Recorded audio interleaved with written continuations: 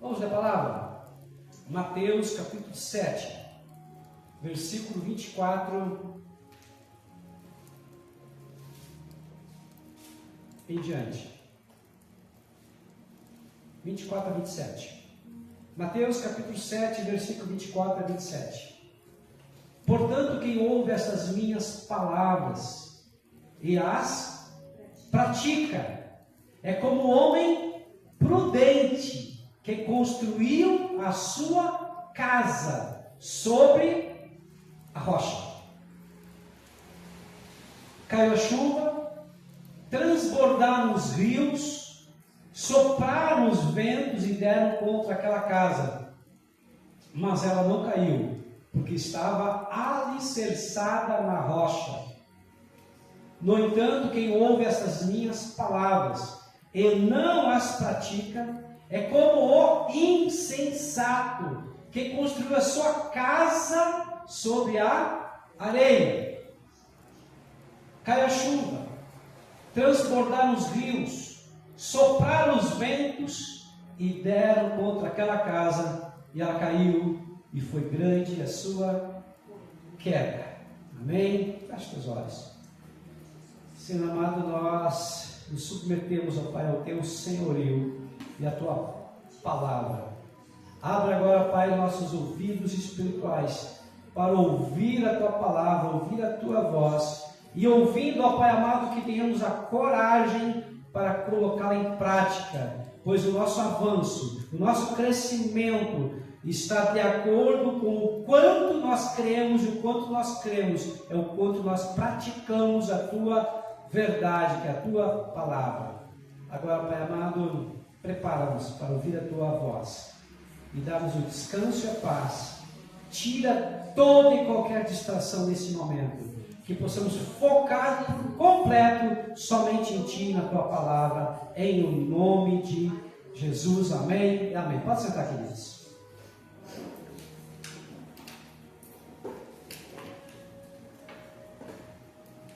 Há mais ou menos uns 22 anos atrás, nós fomos construir nossa primeira casa. Eu nem falo da primeira ainda, porque a primeira era uma meia água, e não foi com muito conhecimento, nem engenheiro, nem nada, né? Mas a segunda casa, essa sim, essa nós contratamos engenheiros, e contratamos pessoas que fizeram fundações. E eu lembro que entre a casa e os muros deu 64 furos, perfurações de mais ou menos uns 3 metros de profundidade. Então eram os buracos, e botavam nesse buraco ferro, botavam concreto armado, né? Então era concreto armado, concreto com ferro. E ainda por cima tinha cintas que ligavam todos esses buracos, esses fundamentos. E eu pensava, deu 64 buracos, mas para que tanto buraco? E depois eu fui convencido que era necessário, porque quanto maior, o terreno não é tão sólido, né, tão firme, precisa de sapatos ou de estacas, no caso microestacas, né? E nós colocamos lá, e foi bem legal, porque depois a gente começou a ver a casa sendo levantada. Mas o quanto que eu gastei de ferro, o quanto que eu gastei com esses buracos, foi muito dinheiro. E eu não imaginava que a fundação, eu gastava tanto na fundação, mas depois eu vi que quando a casa começou a subir, a casa estava sólida, não tinha uma rachadura. Por mais talvez que houvesse alguma flexibilidade, né, no reboco, no cimento, mas ela não estourava, não arrebentava. Enquanto isso, eu vi outras casas que não tiveram o mesmo tratamento. E essas casas começaram a criar fissuras, rachaduras, e comprometeu a segurança daquelas casas. Pastor, por que você está falando isso? Porque é exatamente isso que nós estamos falando aqui agora. Nós estamos falando sobre 2 tipos de pessoas e 2 tipos de construção.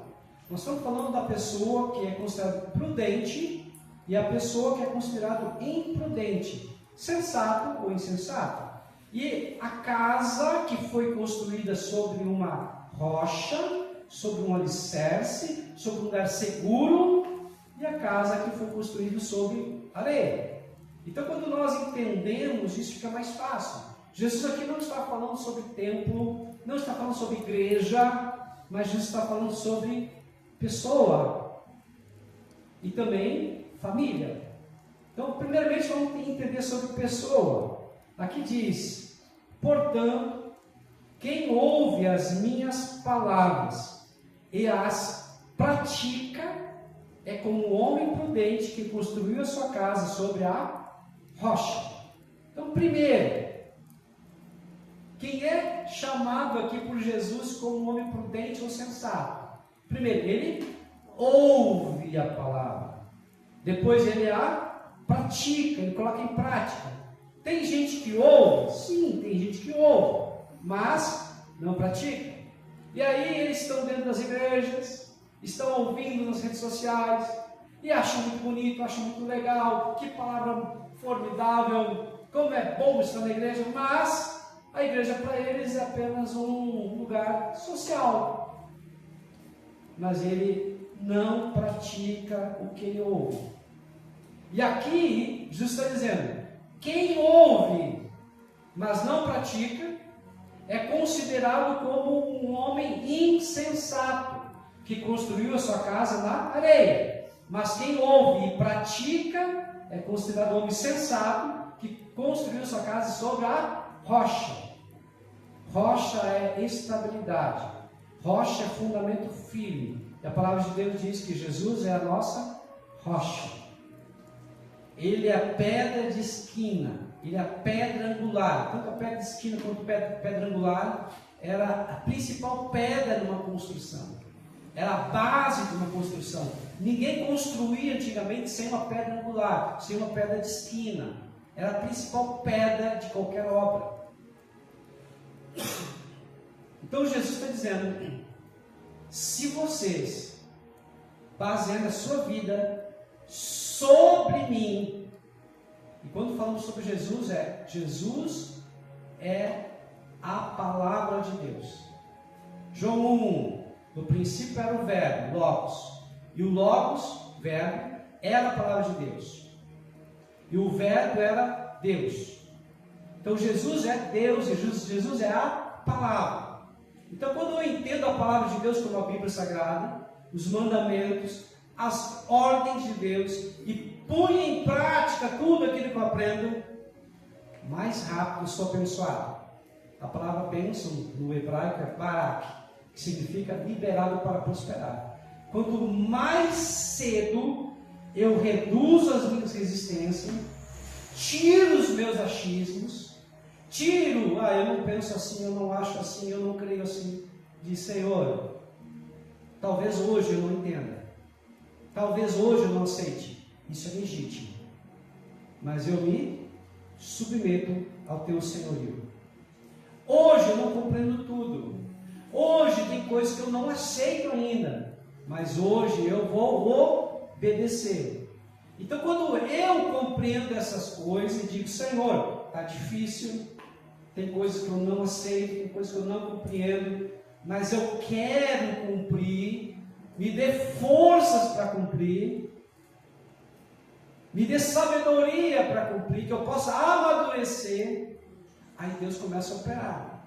Mas primeiro, Deus respeita a minha liberdade, Deus respeita o teu livre-arbítrio. Deus é soberano, Ele pode fazer qualquer coisa, onde que Ele quiser, porque Ele é Deus. Mas Deus respeita o nosso livre-arbítrio. Nós temos que decidir, querer cumprir a palavra dele. Então Jesus está deixando bem claro: quem ouve as palavras, e a palavra ouvir no grego aqui é interessante, porque a palavra ouvir aqui não é só escutar. Ouvir no grego ouvir é igual a obedecer. Então, quando a palavra de Deus diz ouve, significa obedece. É bem simples assim. Então, aqui a palavra ouvir é igual a obedecer. Vamos para o versículo 25. Primeiro, então, a casa que foi construída sobre a rocha. E nós aprendemos que a rocha é Jesus. A rocha é a palavra de Deus. A rocha é a obediência à palavra de Deus.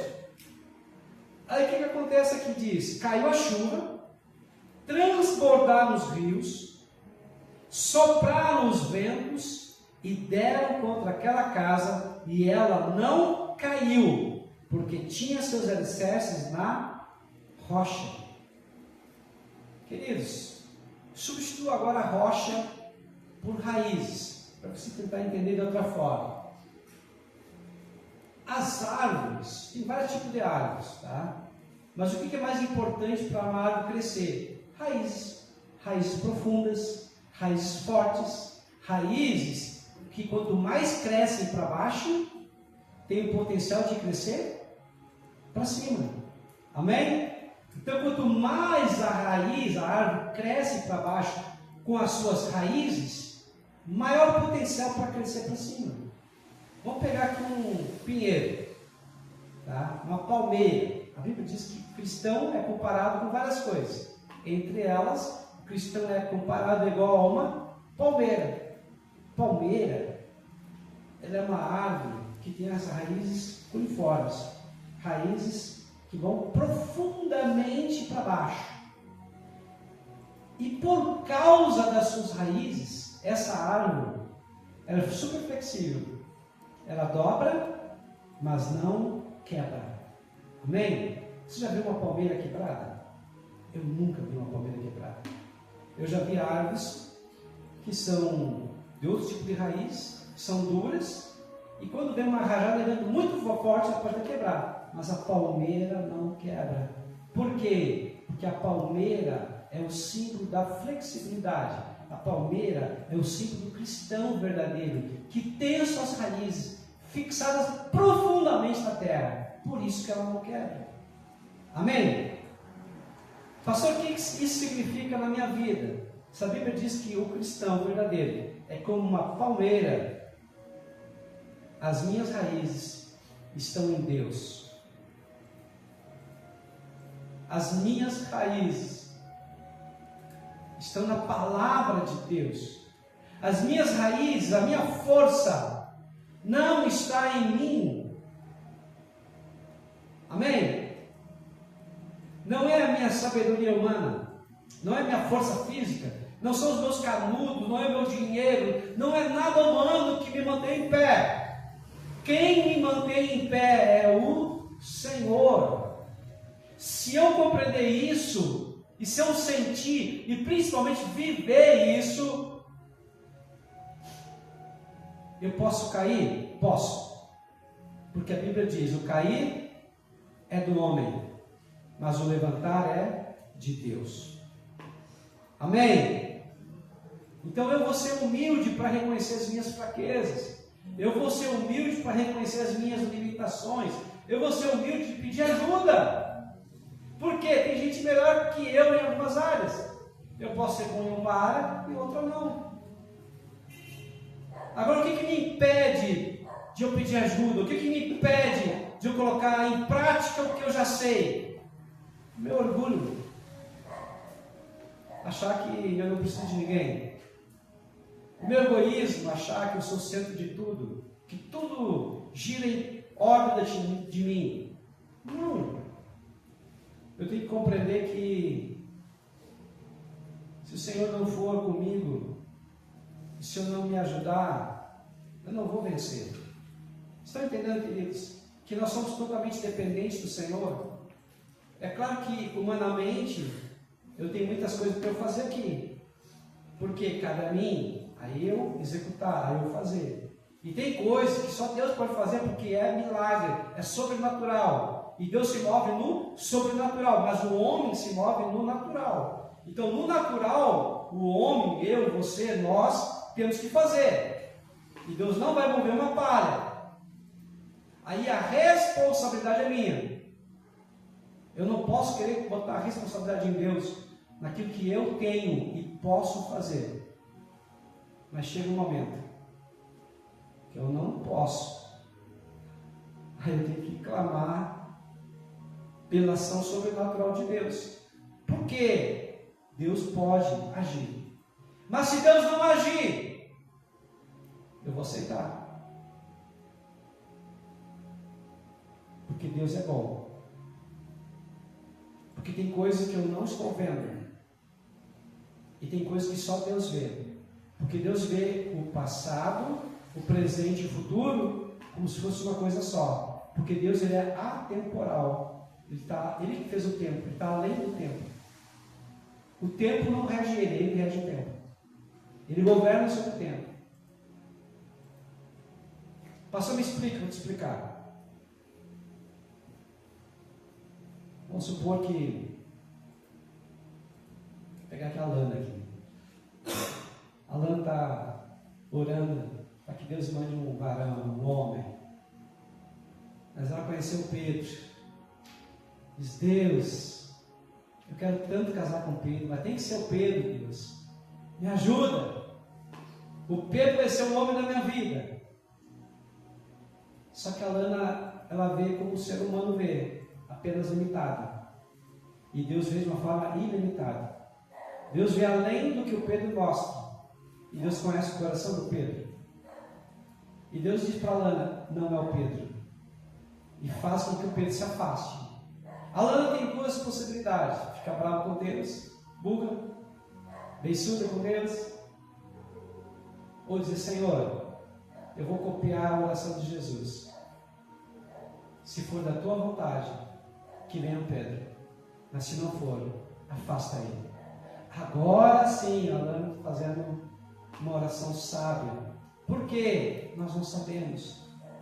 Nós não temos consciência e entendimento além do que nós vemos, os nossos olhos físicos veem. Mas Deus sabe de tudo. Vocês entendem agora, queridos, que às vezes nós queremos que Deus faça cumprir a nossa vontade? E a oração certa é: Deus, cumpra-se a tua vontade e não a minha. E aí o que acontece?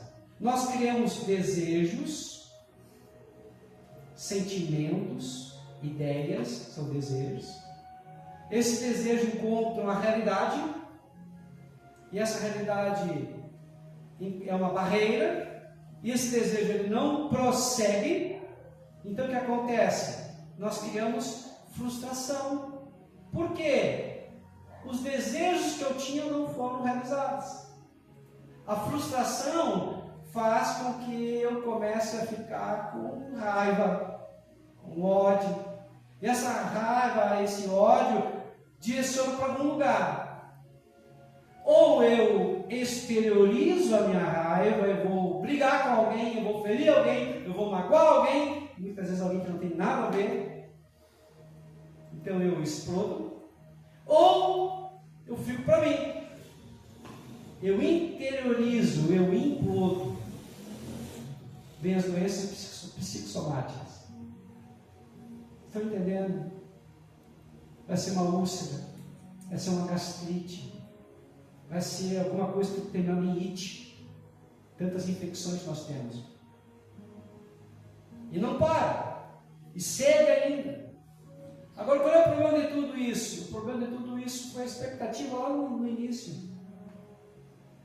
As minhas expectativas, as tuas expectativas, tem que estar alinhada à vontade de Deus. Você tem que estar alinhada à palavra de Deus. Se estiver alinhada, aí é bênção. Se não estiver alinhada, alguma coisa está errada. Então, por isso eu preciso compreender e entender o que Deus quer para a minha vida. Por quê? O que é a rocha? É Jesus. O que é a rocha? É a palavra de Deus. Mateus capítulo 11, versículo 28 e 29. Para você compreender um pouquinho melhor aí. Venha a mim, todos vós que estão cansados e sobrecarregados, e eu darei descanso a vocês. Tomem sobre vocês o meu jugo e aprendam de mim, porque sou manso e humilde de coração, e vocês encontrarão Descanso para a alma. Pastor, o que isso significa? O que você mais pede para Deus? Paz, pastor, é claro. Descanso.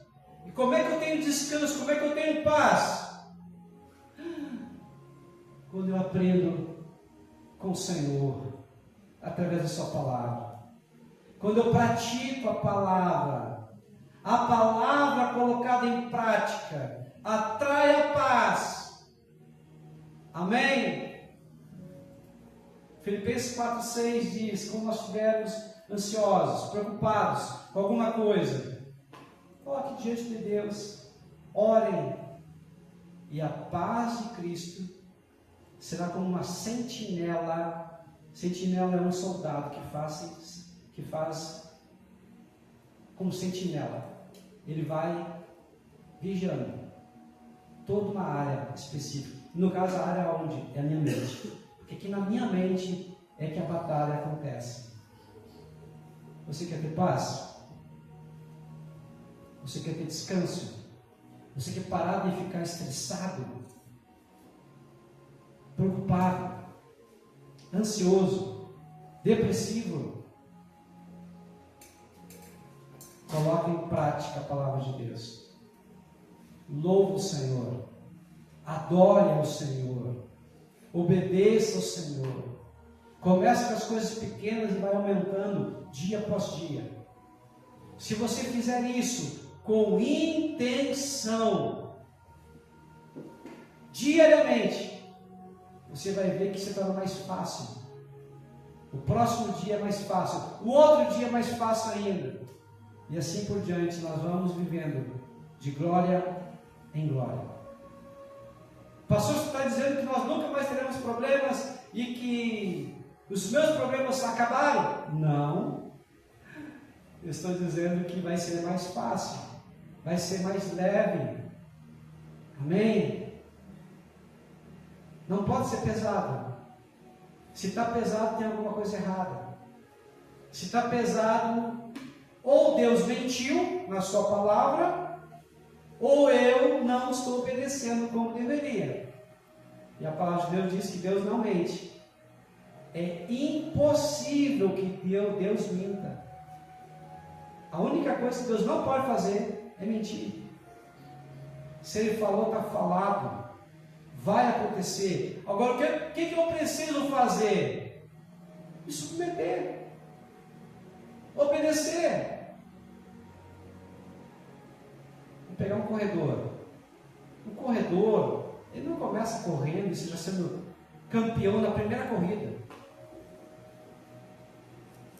Às vezes começa caminhando. Depois ele dando os piques. Depois ele vai começar a dar umas corridinhas um pouquinho maior. Assim ele vai indo.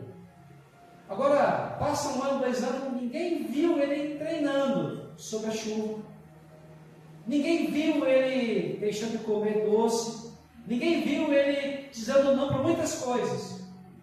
Mas com o tempo, ele começa a ter resultados. E chega um ponto que ele começa a vencer. O problema até não é vencer. O problema depois é manter vencendo. Entende? Porque os que estão atrás dele vão no encalço dele. Vão seguir o mesmo comportamento dele. Vão ter as mesmas atitudes. Para quê? Para ter os mesmos resultados. Pega alguém que quer emagrecer. Será que alguém emagrece 20 quilos no mês? Não sei, eu acho muito difícil, né? Talvez uma cirurgia. Mas 1 quilo por semana é tranquilo. Tu emagrece bem, uma boa. Ou seja, num mês tu pode emagrecer 4, 5 quilos. 2 meses, de repente 8 quilos, 9 quilos. Está entendendo? Mas o que ninguém conta é os não que você tem que dizer para ti mesmo. É a disciplina que você tem que fazer para poder chegar lá e alcançar o que você quer. E o nosso pior inimigo é aquela pessoa que você vê diante do espelho. Você olha para ela, sorri para ela, ela sorri para ti. Bota a língua para ela, ela bota a língua para ti. Ou seja, tudo que ela fizer, tudo que tu fizer, ela vai fazer para ti. Então, quando você se olhar no espelho, Diga para ela: você é mais do que vencedor em Cristo Jesus. Eu acredito em você. Vai dar tudo certo, sim. Você vai sair dessa. Eu confio em ti. Pastor, você é um louco, uma louca? Talvez. Mas faça isso. Tenha coragem de olhar para o espelho e pregar para aquela pessoa, para que ela venha ter fé, que ela venha acreditar em Deus e ela venha colocar em prática tudo que ela tem aprendido. Porque muitos teriam que ser, e já teriam que ser agora, mestres, pelo tempo decorrido, e voltaram a comer leite, tomar leite. Vocês compreendem isso, queridos? Há muitas pessoas sofrendo. Há muitas pessoas perdidas. Há muitas pessoas que precisam de uma direção. Não podemos viver igreja só aqui. Aqui é para se alimentar, mas lá fora, diz o irmão Cláudio, nós temos que ser sal. Nós temos que ser luz. Nós temos que fazer a diferença na vida daquelas pessoas. Pastor, mas eu não sei nada. Tu sabe um pouquinho mais do que elas. Mas eu não sei nem pregar. Não precisa pregar, testemunha. Fala o que Deus já fez na tua vida. Mas se ela disser não, tem uma estatística de vendas que a cada 10 pessoas, 9 vão dizer não, mas uma vai dizer sim. Então não fica olhando os não, os 9 não. Olha o 1 sim. Um pelo menos vai dizer sim. Você vai fazer diferença na vida daquela pessoa.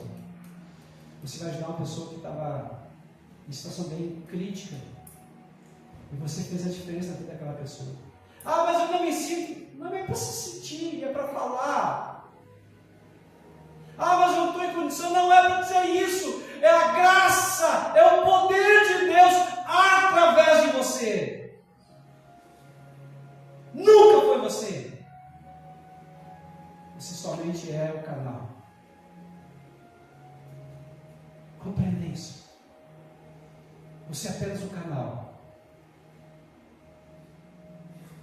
Mas pastor, eu não me sinto limpo. A palavra vai te purificando. E você vai falando. E você vai ministrando. E você vai testemunhando. E você vai orando. E Deus vai te usar na medida em que você se colocar à disposição de Deus. Mas eu sou pecador, eu também sou. Eu oro a Deus para subir aqui nesse altar e não falar nada que seja humano, mas somente aquilo que vem do trono de Deus. Quando sou aí fora, eu cuido também das minhas ações, porque a gente representa o reino de Deus, nós somos embaixadores de Cristo. Mas mesmo assim, é na glória de Deus, é no poder de Deus, é na graça de Deus, é no favor de Deus que as coisas acontecem. Não a minha oratória, a minha retórica. Não estou nem aí para oratória e retórica. Eu quero glorificar Deus. Eu sei que um dia eu vou ter que prestar contas. Você vai ter que prestar contas. E nós vamos ter que falar das coisas que nós podíamos ter falado e não falamos, das pessoas que nós podíamos ter contactado e não contactamos. O Evangelho, que são as boas novas, é simples. O Evangelho é falar para o homem perdido que há solução em Deus, o homem ferido que há cura em Deus, o homem preso que é a libertação do Senhor. É só isso. A mensagem do Evangelho é de salvação. A mensagem do Evangelho é de conexão com Deus. Eu fui chamado, você foi chamado para conectar as pessoas com Deus. Nós não precisamos provar, e nem podemos provar, que não somos pecadores, porque somos pecadores. Eventualmente pecamos. Mas o bonito da história é dizer, como homem, pecador que nem você, Deus me fez um pouquinho melhor agora. Ou seja, eu estou me desenvolvendo, eu estou crescendo em comunhão com Deus, estou crescendo em comunhão com você. Aceito você agora do jeito que você é. Se fosse um tempo atrás, eu não ia aceitar, porque eu ia te criticar, eu ia te julgar, eu ia te condenar. Talvez nem falasse, mas eu ia por dentro fazer isso. Mas hoje não faço, porque Deus fez algo na minha vida. Você entende? É isso, esse é o poder do Evangelho. As pessoas, muitas delas, não querem vir para a igreja. Estão aborrecidas com pastores, com igrejas, porque alguém as condenou. Alguém colocou elas como de segunda ou terceira categoria. E a palavra de Deus diz que Deus não faz acepção de pessoas. Deus ama todos. É claro que Deus não ama o pecado, mas Deus ama o pecador.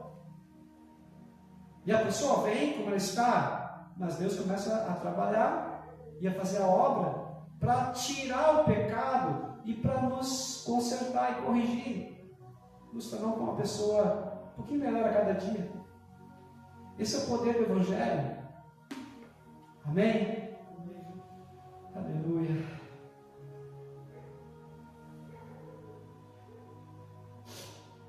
Mas quem ouve essas minhas palavras e não as pratica é como um insensato que construiu sua casa sobre a areia. Caiu a chuva, transbordaram os rios, sopraram os ventos e deram contra aquela casa. E ela caiu, e foi grande a sua queda. Amém? Todos nós vamos passar, e passamos e vamos passar por lutas. Passamos e vamos passar por tribulação. Mas você não precisa passar sozinho. Amém? Você tem que ter alguém, um amigo, uma pessoa ao teu lado, que vai te ajudar. Você tem um pastor, mas antes de tudo você tem a Deus. Ele nunca te abandonou, nunca te abandonará, permanecerá junto contigo todos os dias, até o fim. Amém? Fique em pé nesse momento.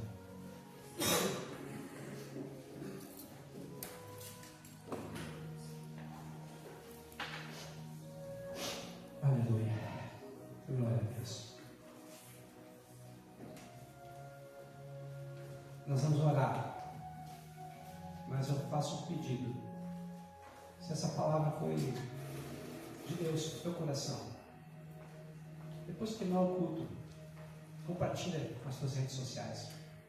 Manda para um amigo, para alguém que o Espírito Santo vai te direcionar, que precisa dessa palavra. Amém? Coloca a mão na altura do teu coração.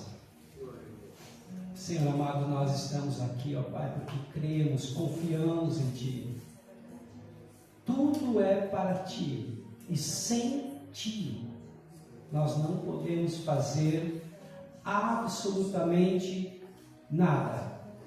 Nós achamos muitas coisas, pensamos muitas coisas, falamos muitas coisas e, na verdade, ó Pai, nós nos movemos como loucos.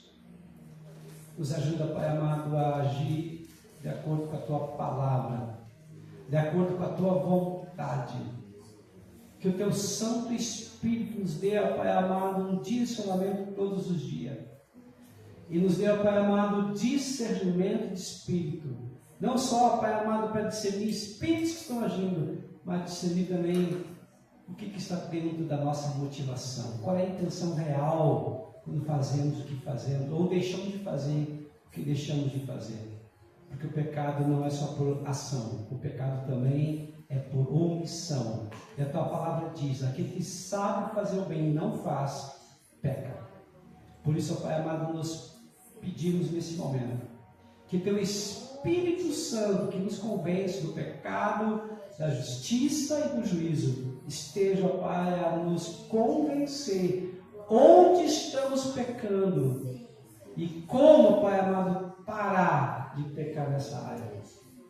A tua palavra diz, não é por força nem por violência, é pelo meu Espírito, diz o Senhor, segundo Zacarias 4:6. Por isso, Pai amado, nesse momento agora, que o Senhor faça o trono no nosso coração e na nossa mente. Domina a razão e a emoção, domina todo o nosso ser, Senhor. E que o Senhor possa verdadeiramente ter o domínio completo do nosso ser, para a tua honra e glória, em o nome de Jesus. Amém?